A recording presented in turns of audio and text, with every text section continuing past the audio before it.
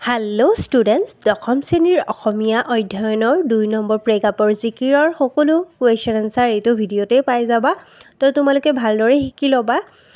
আৰু এইটো ভিডিঅ'ত 3 নম্বৰ আৰু 4 নম্বৰৰ কুৱেশ্যন এনচাৰখিনি যেনেকৈ ব্যাখ্যা কৰাখিনি বহুত দীঘল হৈ যায়, 5 নম্বৰৰ হয় এইকেইটা। তো এইটো ভিডিঅ'ত দিয়া নাই। তো নেক্সট ভিডিঅ'ত তোমালোকৰ যদি প্ৰয়োজন হয়, তোমালোকে যদি শিকিব বিচাৰিছা মোক কমেণ্ট কৰিবা, মই আকৌ নেক্সট ভিডিঅ'ত তোমালোকক শিকাই দিম। তো ব'লা ভিডিঅ'টো আৰম্ভ কৰোঁ। চমু উত্তৰ দিয়া। জিকিৰৰ ৰচক কোন? উত্তৰ, জিকিৰৰ ৰচক আজান ফকীৰ। কোনবোৰ গীতৰ সৈতে জিকিৰ গীতৰ সুৰৰ সাদৃশ্য আছে? উত্তৰ, টোকাৰী গীত আৰু দেহ বিচাৰৰ গীতৰ সৈতে জিকিৰ গীতৰ সুৰৰ সাদৃশ্য আছে। জিকিৰ শব্দটো কি শব্দৰ পৰা ওলাইছে?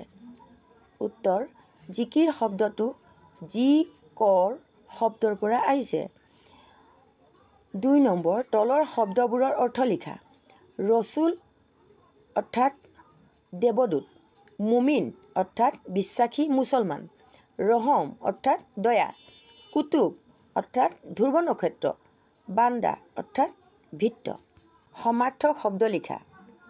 চিন্তু সমাৰ্থক শব্দ ভাবুক, ঘাট সমাৰ্থক শব্দ হ'ল নদীৰ পাৰ, পীড়িত সমাৰ্থক শব্দ হৈছে প্ৰীতি, আসমান সমাৰ্থক শব্দ হৈছে আকাশ বা গগন, দৰিয়া সমাৰ্থক শব্দ হৈছে সাগৰ বা নদী, পিয়াহ সমাৰ্থক শব্দ হৈছে তৃষ্ণা, বাট সমাৰ্থক শব্দ হৈছে ৰাস্তা, ভেল সমাৰ্থক শব্দ হৈছে মৃতদেহ।